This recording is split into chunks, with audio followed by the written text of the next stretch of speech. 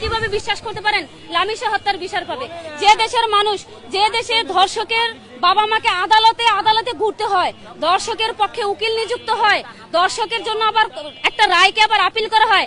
আসিয়ার হত্যাকারীর ফাঁসির রায় কার্যকর হয়েছে, সেই রায় আপিল বিভাগে এখন ঘুরতেছে ফাঁসি কার্যকর না হয়। তাহলে যে উকিল রায়টা আপিল করছে যে ফাঁসি কার্যকর না হোক, তাহলে কি ওর ইচ্ছা নাই, ওর ঘরে সন্তান নাই, তাহলে ও কেন করলো?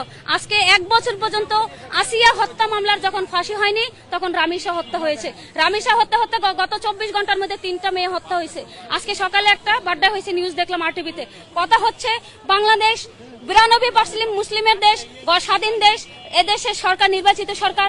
12 তারিখে এই দেশে সরকার নির্বাচিত হয়েছে, সুষ্ঠু নির্বাচনের মাধ্যমে এই দেশে সরকার হয়েছে। তাহলে সুষ্ঠু আইন প্রয়োগের মাধ্যমে কেন ফাঁসির রায় কার্যকর হবে না?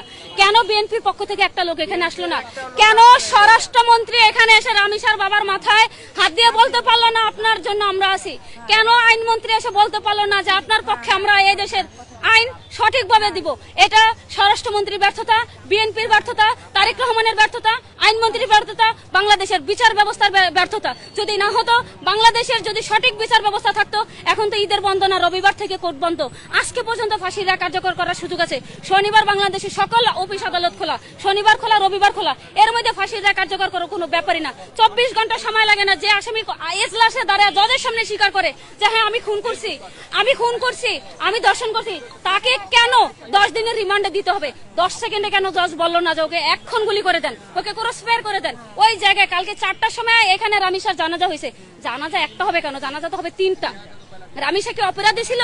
তাকে যেভাবে খুন করা হয়েছে সোহাগকে সেভাবে খুন করা হোক, সোহাগকে সেভাবে মৃত্যুদণ্ড দেওয়া হোক। আমার কথা হচ্ছে এদেশে প্রকাশ্যে ধর্ষণকারীকে অন্য কোথাও না, যেখানে ধর্ষণ হবে সেখানে খুন হবে, যে বাসায় ধর্ষণ হবে সে বাসার সামনে খুন হবে। এইখানে সোহাগকে আজকে ফাঁসি দেখ, অত্র এলাকার মধ্যে আর কোনো হবে না। গত সপ্তাহে আমাদের এই 2 নম্বর রোডে একটা স্বামী তার স্ত্রীকে বালিশ চাপা দিয়ে মারছে, এখনো 5 দিন হয় নাই। 5 দিনের মাথায় রামিশা খুন হয়েছে। এই 7 দিনের মধ্যে 2টা খুন।